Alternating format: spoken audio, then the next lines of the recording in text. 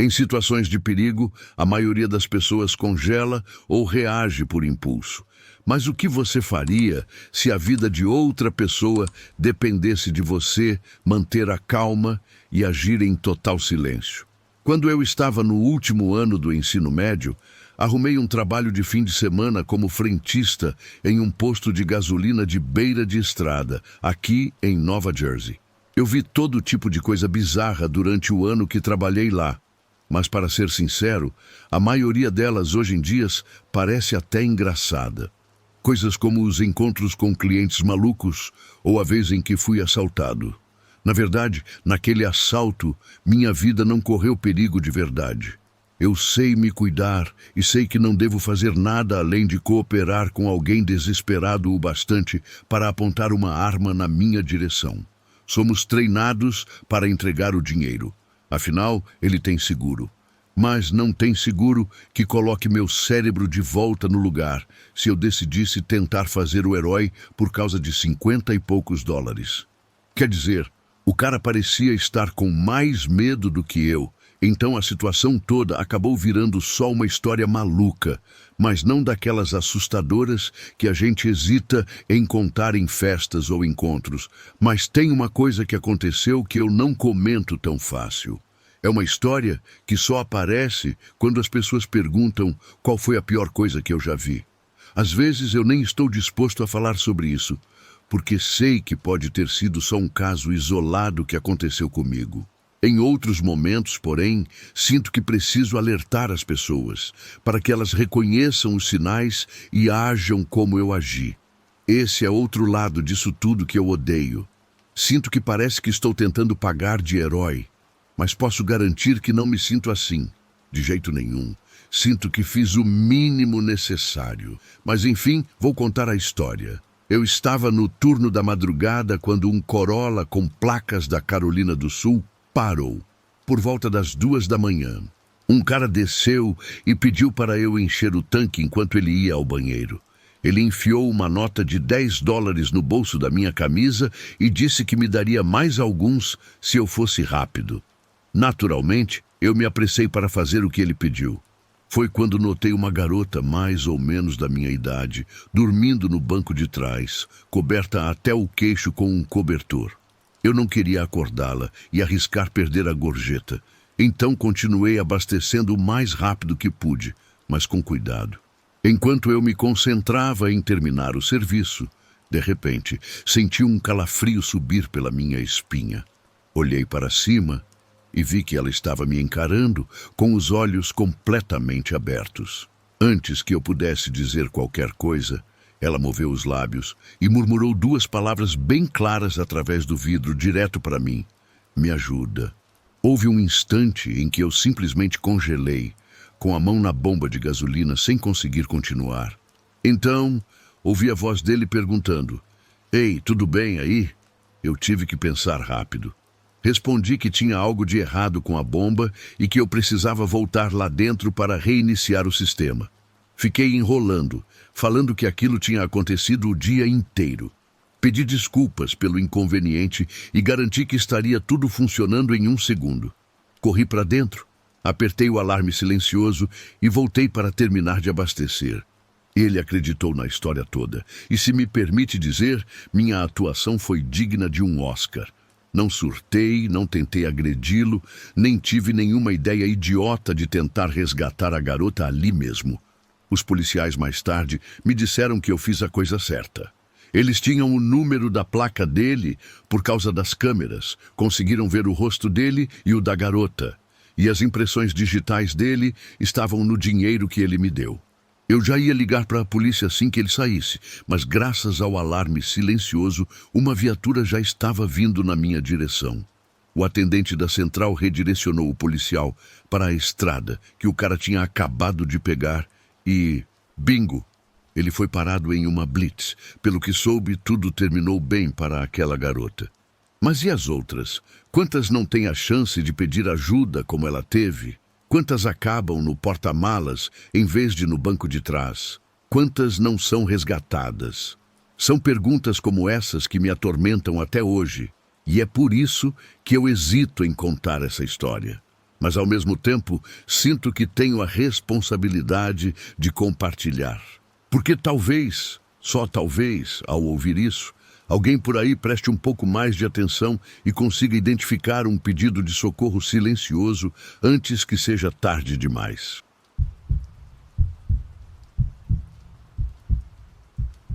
Preciso deixar claro desde o início que não acredito em fantasmas nem em atividade paranormal.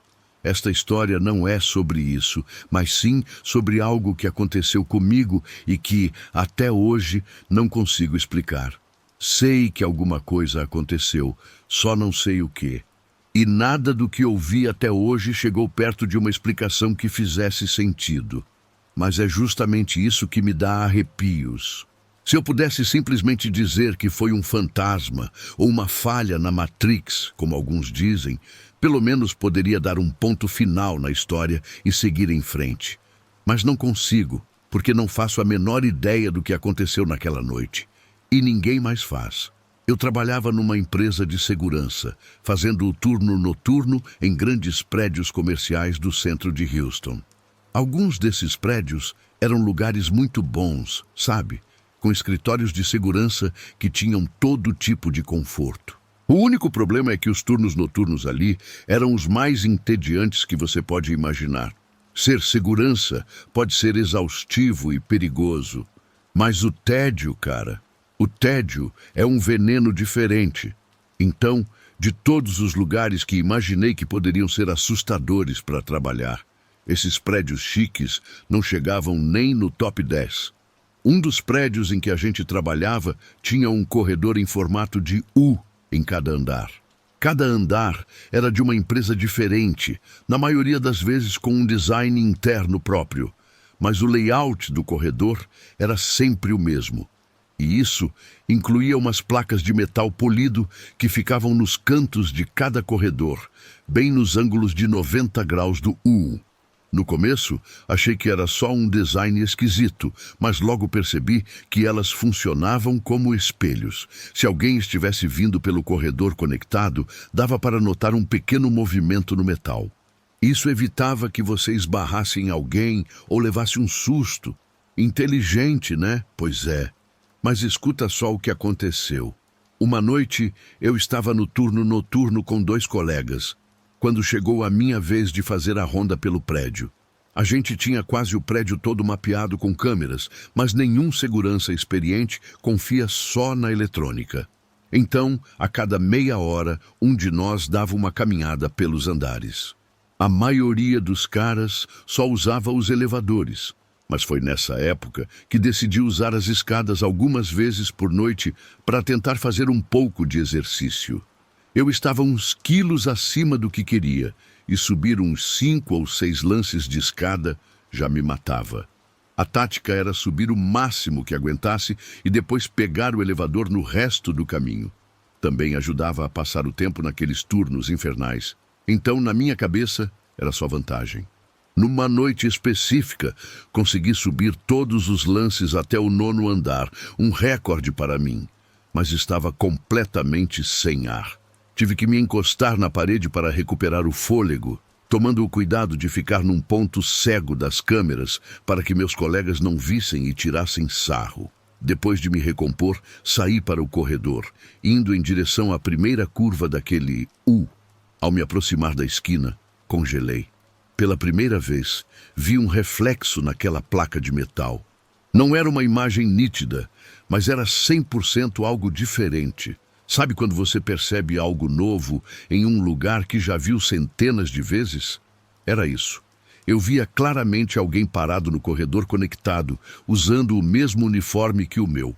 Eu chamei, achando que era um dos meus colegas, e então a figura de camisa branca se moveu de repente, sumindo da minha vista. Na hora, pensei que era uma brincadeira. Então, enquanto virava a esquina, continuei falando. Ei, sei que você está aí, eu te vi no reflexo. Passei por cada canto do corredor e não vi ninguém. Imaginei que a pessoa tinha se escondido em alguma sala. Verifiquei cada uma delas, todas vazias. Chamei no rádio para ter certeza se alguém estava lá em cima comigo, só de palhaçada.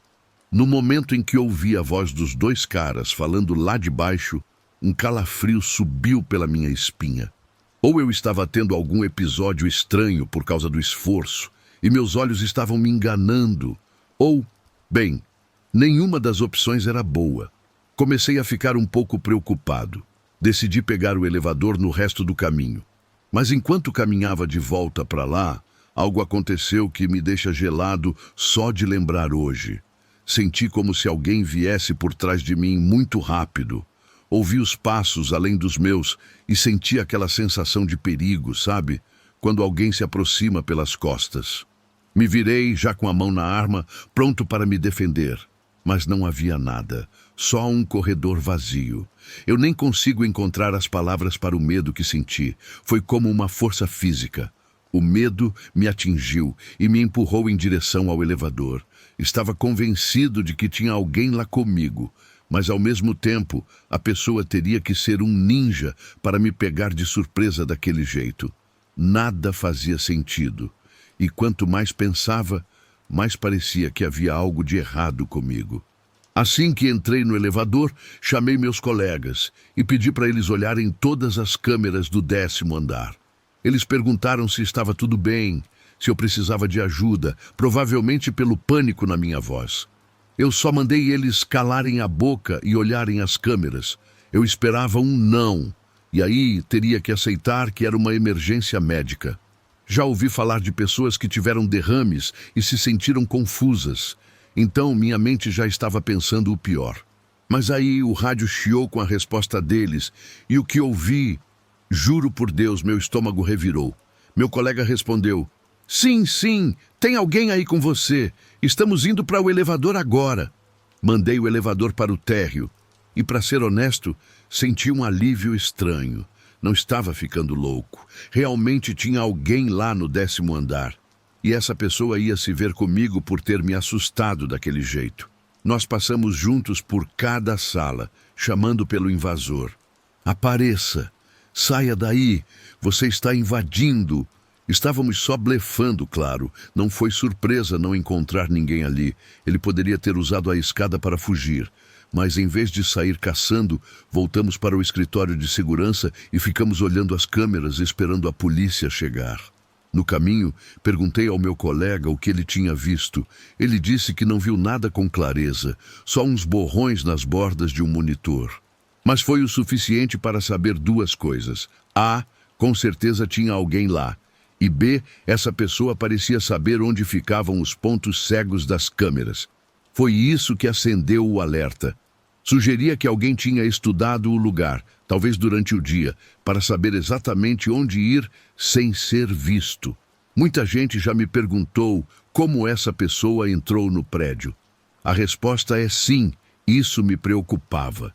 Mas somos treinados para reagir na hora e não para ficar pensando no como. Você foca no invasor. O resto fica para depois. De qualquer forma, ficamos olhando as câmeras e chamamos a polícia. Ficamos uns 15, 20 minutos de olho em tudo antes deles chegarem. E não vimos absolutamente nenhum movimento. Quando os policiais chegaram, ajudamos a fazer uma varredura completa. Eles foram bem detalhistas. Abriram armários, olharam debaixo das mesas e ainda assim nada. Não encontramos ninguém. Até os policiais comentaram que devia ter sido bem assustador estar lá em cima sozinho. Naquele momento, como a situação estava sendo controlada, eu estava relativamente calmo de novo. Quando os policiais foram embora, ativamos os alarmes do 9º ao 13º andar. Se alguém entrasse ali, seríamos alertados na hora. Nenhum alarme disparou. Então, pensamos que o episódio estava encerrado. Teríamos que nos explicar para o chefe de segurança, mas ninguém achava que seria demitido. Terminamos o turno da forma mais normal possível e fomos para casa com uma sensação muito esquisita. Foi só nas semanas seguintes que a ficha caiu do quanto aquilo tinha mexido comigo.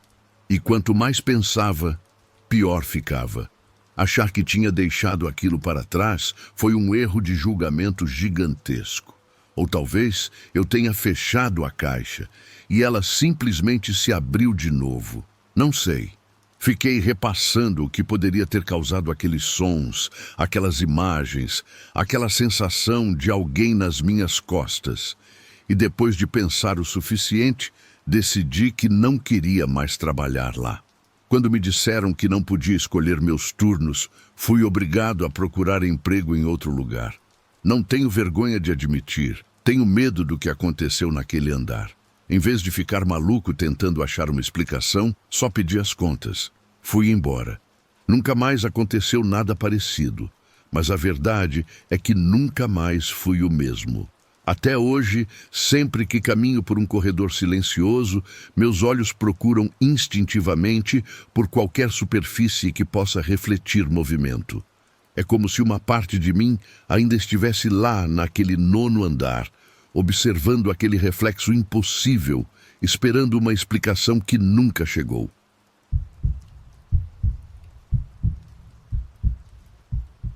Todo policial conhece aquela sensação na boca do estômago que diz que algo está muito errado. Naquela noite, eu ignorei essa sensação por um instante e quase paguei com a minha vida. Trabalhei por 8 anos no Departamento de Polícia Metropolitana de Las Vegas e, nesse tempo todo, só precisei usar minha arma uma única vez. Muitos outros policiais de lá diriam que isso é quase um milagre, que eu deveria me considerar um cara de sorte. De certa forma, eu até me considero, mas esses mesmos policiais também admitiriam que esse meu único tiroteio valeu por uns 3 ou 4 dos deles, simplesmente pelas circunstâncias. Tudo aconteceu numa noite em que eu estava patrulhando por North Vegas. Tinha acabado de atender um chamado num comércio na Avenida East Owens e estava voltando para a base. Fui diminuindo a velocidade ao me aproximar de um semáforo quando vi uma coisa estranha na rua James, à minha direita. Tinha um carro parado no acostamento com todas as luzes internas acesas e o motorista parecia estar caído numa posição bem estranha. Como eu não tinha nenhuma outra chamada pendente, decidi dar a volta no quarteirão e passar devagar por ali, só para checar se o cara estava bem. E lá estava ele, um sujeito desmaiado no banco do motorista. Depois de dar uma olhada rápida ao redor do carro, procurando por armas ou drogas, bati algumas vezes no vidro para tentar acordá-lo. O cara parecia ter uns 30 e poucos anos. Era hispânico, de cabelo curto e vestia o que parecia ser um uniforme de trabalho. Quando bati na janela, ele acordou num pulo, assustado. Uma das primeiras coisas que ele disse foi: "Nossa, policial, desculpa. Minha casa é bem ali. Acho que acabei pegando no sono e parei aqui sem querer." Eu perguntei de onde ele estava vindo. E ele me disse que trabalhava no turno da noite numa indústria química em Henderson. Contou que tinha passado o dia inteiro resolvendo coisas para a família e depois foi direto para o trabalho. Então, depois de quase 24 horas sem dormir, ele deve ter desmaiado de sono assim que teve a chance de fechar os olhos por 1 minuto. Normalmente, eu teria que fazer um teste de sobriedade numa situação dessas, mas ele parecia genuinamente esgotado, com os olhos vermelhos e a fala meio lenta, embora estivesse se recuperando do susto. Ele não cheirava a álcool e a identidade dele estava limpa, mas alguma coisa ainda me deixava com uma pulga atrás da orelha. Quando perguntei em qual indústria química ele trabalhava, ele disse: "Em uma fábrica de produtos químicos, chamada Alcali. Acontece que eu tinha um primo que trabalhava nesse ramo, no mesmo polo industrial de Henderson, mas para uma empresa chamada Borman. E a Borman era a única empresa química que tinha turnos noturnos naquela época. Então, se ele não trabalhava para a Borman, a única possibilidade seria ele ser um segurança noturno. Mas as roupas dele eram de linha de produção, de trabalho pesado. Não fazia sentido ele estar ali tão tarde. A ficha dele só tinha algumas multas de estacionamento atrasadas, mas para ter certeza, decidi que ia fazer o teste de sobriedade e talvez dar uma olhada no carro. Na pior das hipóteses, seria só um incômodo para o cara, e ele provavelmente entenderia os meus motivos. Mas no melhor cenário, eu descobriria o que estava me deixando tão alerta naquela situação. Eu tinha pegado o cara numa mentira. Uma mentirinha. Mas sempre que isso acontece, você tem que lembrar que ninguém com boas intenções sai contando mentiras à toa, especialmente para a polícia. Então, voltei até o carro dele e perguntei se ele se importaria de fazer um teste rápido de sobriedade. Ele respondeu, claro que não. Mas teve uma pausa um pouco desconfortável antes de ele continuar. Você quer que eu faça agora? Eu fiz que sim com a cabeça, e ele ficou me olhando com uma cara de sério. Pensei que a gente estava de boa. Expliquei que, mesmo vendo que ele estava muito cansado, eu tinha ordens para fazer o teste, dadas as circunstâncias. Prometi que seria rápido, para que ele pudesse entrar logo em casa e ir para a cama, mas que eu precisava fazer aquilo, ou meu sargento ficaria uma fera comigo. Isso era uma mentira completa, claro. Mas em vez de sair do carro, o braço dele, que estava apoiado na porta aberta, sumiu de vista. Ele o escondeu atrás da porta, onde eu não podia ver. Isso é um alerta vermelho gigantesco no nosso trabalho, especialmente numa abordagem de trânsito. O cara pode me xingar, dizer que meus impostos pagam o meu salário, o que for. Contanto que eu consiga ver as mãos dele, geralmente está tudo bem. Mas quando você começa a esconder as mãos onde eu não posso ver, aí eu começo a ficar nervoso. Eu dei um passo rápido na direção dele, saquei minha arma e disse, de forma bem educada, para ele manter as mãos onde eu pudesse vê-las. Ele levantou as duas, dizendo, Ok, calma. Mas começou a abaixar uma delas de novo enquanto a gente discutia sobre o teste. Tive que segurar o braço esquerdo dele contra a porta para impedi-lo de alcançar o que quer que fosse. Mas ele continuava repetindo, tá tudo bem, não tenho nenhuma arma no carro, só estou tentando abrir a porta. Então eu disse para ele abrir a porta com a outra mão. E foi aí que ele me pegou desprevenido. O cara tinha uma arma escondida atrás das costas, no banco. E eu estava tão focado no que a mão esquerda dele estava tentando fazer, que nem percebi que o tempo todo ele estava se inclinando para a frente para pegar a arma. Ele se impulsionou, pegou a pistola e começou a atirar em mim. Uma das balas atingiu meu braço esquerdo. Minha arma já estava na minha mão direita, então eu recuei e disparei várias vezes através da janela, acertando o banco do motorista e o peito do sujeito. Meu braço esquerdo simplesmente parou de funcionar. Então, tive que pegar o rádio com a mão direita, ainda segurando a arma, para chamar reforço e uma ambulância. Isso me deixou numa situação muito vulnerável por alguns segundos. Se o cara ainda fosse uma ameaça, ele poderia ter me desarmado fácil. Mas, felizmente, não foi o caso. Depois de pedir ajuda, apontei a arma para ele de novo e, por instinto, comecei a gritar ordens. Eu estava apavorado, sem a menor ideia do que fazer.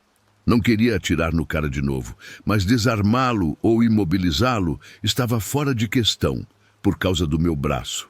Me lembro que parei de gritar por um segundo, ainda apontando a arma para ele, e foi quando ouvi o cara dizer com a voz fraca algo como: "Por que você atirou em mim, cara? Eu só estava dormindo na frente de casa." Ele disse aquilo como se não tivesse sido o primeiro a abrir fogo, como se eu tivesse atirado nele do nada. Já vi isso acontecer antes.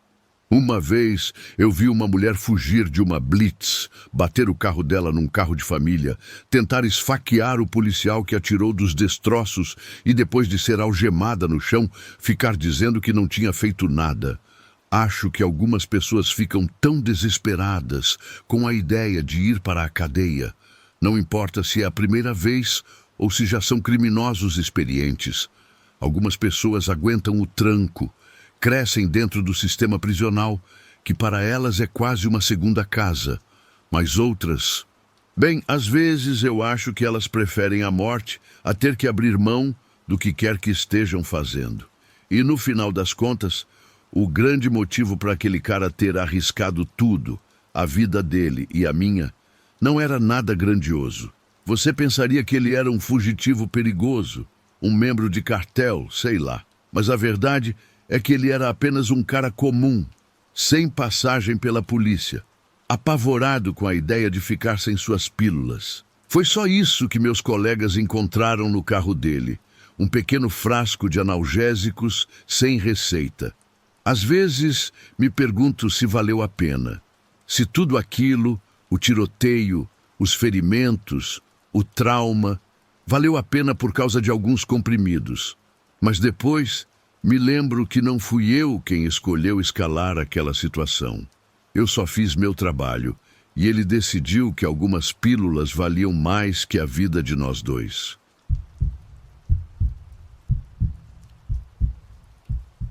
Aos 19 anos, quando decidi me mudar para os Estados Unidos, eu sonhava com um futuro melhor.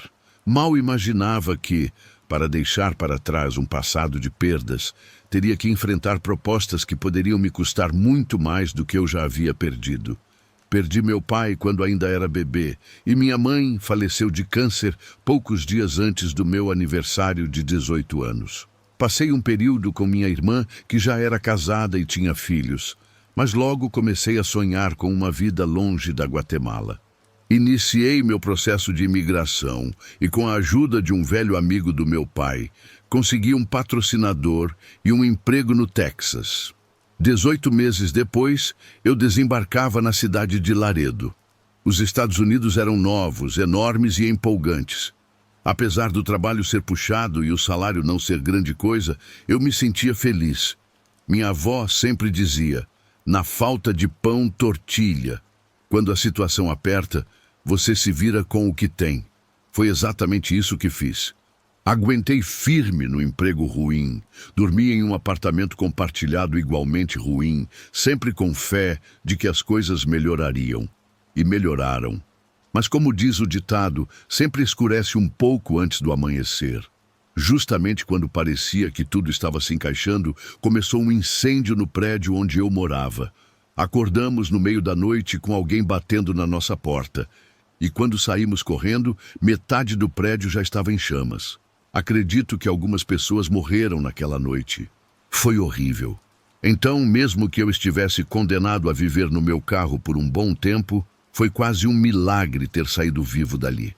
Ali estava eu, morando no meu carro, trabalhando na cantina até tarde e juntando cada centavo para um plano que eu nem sabia qual era. Naquela época, Laredo estava cheia de gente desesperada e muitos acabavam partindo para o crime. Me ofereceram várias vezes para entrar em esquemas que eu sabia que eram perigosos, mas graças a Deus tive juízo para continuar no caminho certo. Algumas daquelas propostas até me fazem rir hoje. Eu, magrinho do jeito que sou, vendendo drogas ou sendo motorista de prostitutas, teria sido devorado vivo em 5 minutos. Mas outras propostas, essas não têm nada de engraçado. Certa noite, estava no intervalo do meu turno na cantina e fui numa loja de conveniência comprar um refrigerante e uns cigarros. Em vez de voltar direto, fiquei do lado de fora, encostado na parede, fumando e pensando na vida. Foi quando ouvi uma voz. Você trabalha demais, filho. O homem falou em espanhol, mas com um tom paternal. Olhei e vi um sujeito com aparência de vaqueiro se aproximando. Digo vaqueiro no estilo cowboy, só que muito bem vestido. Botas de qualidade, chapéu alinhado, fivela de cinto grande e brilhante. Você conhece o tipo. Respondi apenas algo como: só estou tentando sobreviver, achando que ele faria o comentário e seguiria em frente. Mas não seguiu. Veio direto até mim e soltou uma frase muito específica em espanhol.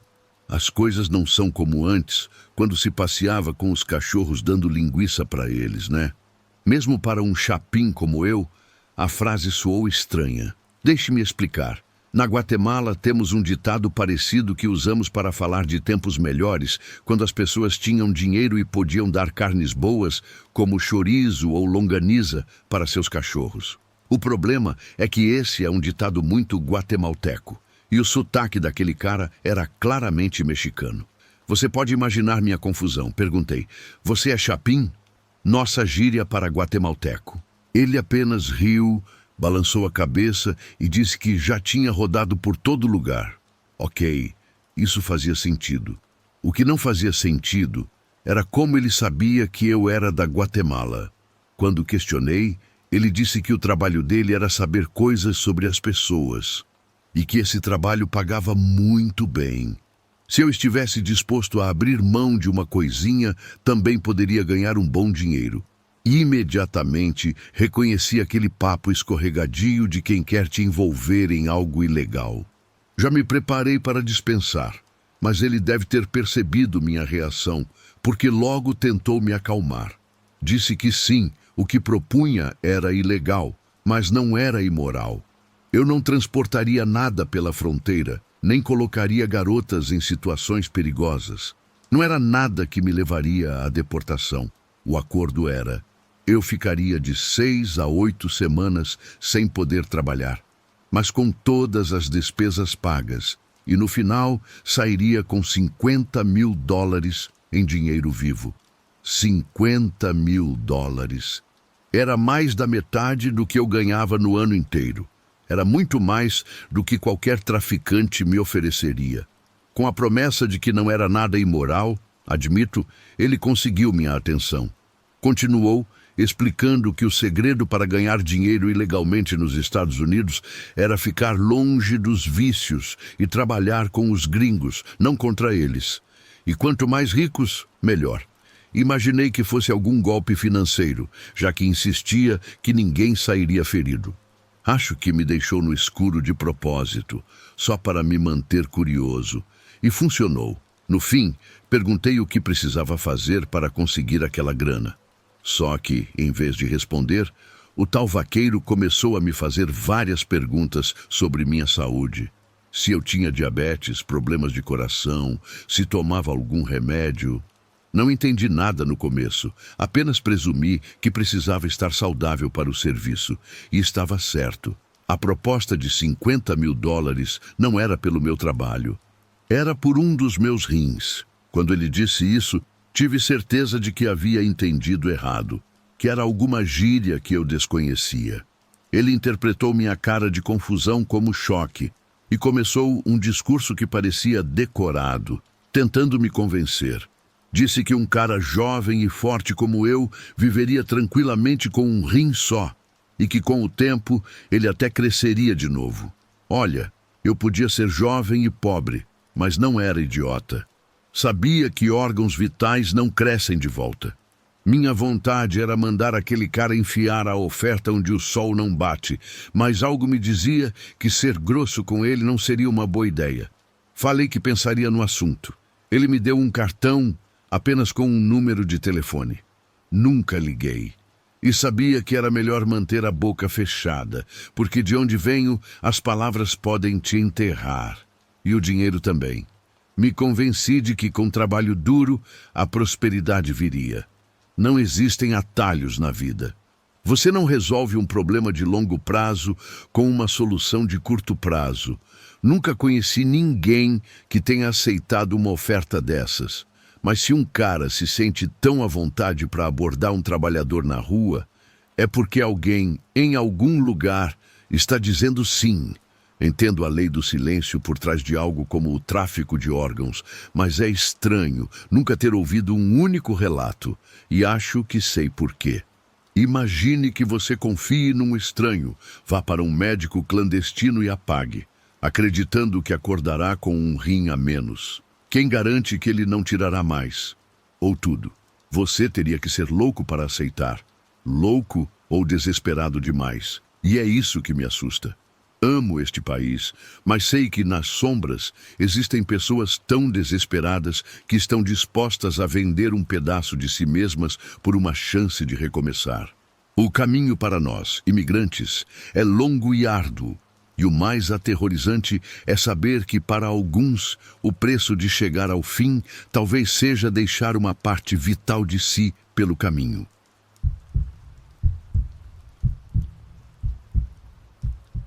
Atuei como agente penitenciário por exatos 2 anos, 3 meses e 18 dias, e esse foi o tempo máximo que consegui suportar.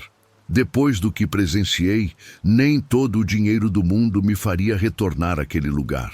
A prisão onde trabalhava nem era das piores, sabe?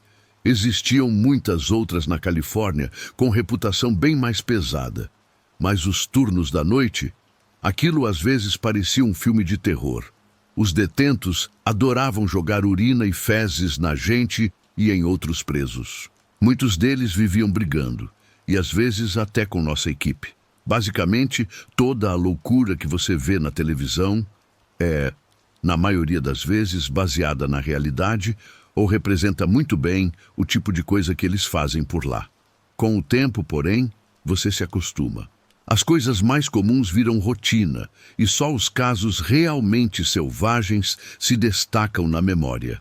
A primeira coisa que me vem à mente é a vez em que encontrei uma detenta tentando atear fogo nas próprias roupas. Ela usava um isqueiro que conseguiu esconder durante uma falha na revista de segurança. Bem, você pode imaginar onde. Eu não faço a menor ideia do porquê ela queria se queimar daquele jeito. Mas ela desabou a chorar quando a peguei. E o choro não era de gratidão, mas sim de raiva, porque eu disse que teria que pegar o isqueiro dela. Mandei que ela o jogasse por debaixo da porta e ela obedeceu. Deixei ela lá, chorando. Teve também a garota que encontrei quase morta, enforcada com um lençol. Eu tinha certeza absoluta de que ela já tinha partido. Mas outro agente correu até lá, começou a fazer a massagem cardíaca e, do nada, ela acordou, tossindo e cuspindo, e sobreviveu. Foi uma das coisas mais malucas que já vi. Juro, a pele dela estava quase azul. E no minuto seguinte, ela estava sentada, bebendo água e agradecendo por termos salvado sua vida. Você pensa que ela ficaria brava, mas acho que as pessoas ficam tão presas no momento que, quando percebem o que quase jogaram fora, sentem gratidão por alguém ter impedido. Em outra ocasião, uma detenta disse que estava tendo um ataque cardíaco. Nenhum de nós acreditou, porque ela já tinha usado um truque parecido para nos atacar. Só que, depois da troca de turno no início da manhã seguinte, um agente novato ficou responsável pela ala dela. O idiota, sem nos consultar, duvidou que ela estivesse fingindo. Ele abriu a porta da cela, ajoelhou ao lado dela e, antes que pudesse reagir, ela o agarrou pelo colarinho, puxou para baixo e cravou os dentes na bochecha dele. Quando a equipe de intervenção chegou, nosso colega estava com um pedaço do rosto faltando. Ouvi dizer que a detenta levou uma bela surra antes de se render. Ela foi acusada de agressão agravada. O agente levou 12 pontos e nunca mais voltou ao trabalho. Depois teve essa outra detenta, bem mais agressiva e forte, que decidiu que queria morrer. Ela tentou pular do segundo andar, mas um agente que estava por perto a viu e conseguiu segurá-la. Só que em vez de tentar se soltar para pular, ela decidiu que ia levar o agente junto. Os dois ficaram ali, pendurados na grade, até que o guarda do sul apareceu e puxou os dois de volta em segurança. Mas me contaram que, por alguns segundos, a cena era de que os dois iam parar no hospital naquela noite. Aquela detenta sempre foi um problema. Acho que por saber que era fisicamente dominante. O detalhe é que, na prisão, algumas garotas não se importam com o tamanho da oponente. Uma outra presa uma vez me disse: "Eles também fazem caixões do meu tamanho." No mundo real, ela estava acostumada a ver as pessoas com medo, mas na prisão isso não funciona sempre. Essa mesma mulher acabou esfaqueada na nuca por outra detenta. A faca perfurou o crânio dela, causando dano cerebral. Nada tão grave, mas ela passou um bom tempo na reabilitação para corrigir problemas motores. Mas o que me fez pedir as contas, o que realmente me quebrou, não foi nada que um detento tenha feito. Foram meus próprios colegas de trabalho que me empurraram para o limite. Tinha uma guarda que, eu juro, só conseguiu o emprego por causa de algum esquema. Ela era a pior. Ninguém queria trabalhar com ela, porque significava ter que fazer o trabalho em dobro para compensar sua preguiça e incompetência. O boato era que ela seria demitida no próximo erro, mas quando ela errou, foi de um jeito muito pior do que qualquer um poderia prever. Ela simplesmente pulou várias rondas de vigilância que deveriam acontecer a cada 30 minutos. Quando finalmente resolveu fazer uma verificação, já haviam se passado algumas horas, encontrou um detento enforcado. Mas, ao contrário da garota que ajudei a salvar, não havia a menor chance de trazer aquele cara de volta. Os médicos confirmaram que ele já estava morto há muito tempo. Nós achávamos que a administração ia jogar ela aos leões, sabe? Mas foi aí que entendi que ela devia ter algum peixe grande a protegendo. A prisão fez de tudo para abafar o caso. Um encobrimento nojento na cara dura. Alguém com certeza falsificou os papéis para limpar a barra dela. E no final, ela simplesmente foi convidada a se retirar, sem manchar a ficha, sem pagar por nada. Foi nesse momento que percebi que o verdadeiro perigo não estava na loucura dos detentos, mas na corrupção dos meus próprios colegas. Diante dessa realidade suja, dessa cumplicidade repugnante, não consegui mais permanecer naquele ambiente. A prisão não era apenas um lugar onde mantínhamos criminosos afastados da sociedade. Era um sistema podre que protegia os próprios criminosos que deveriam servir à justiça.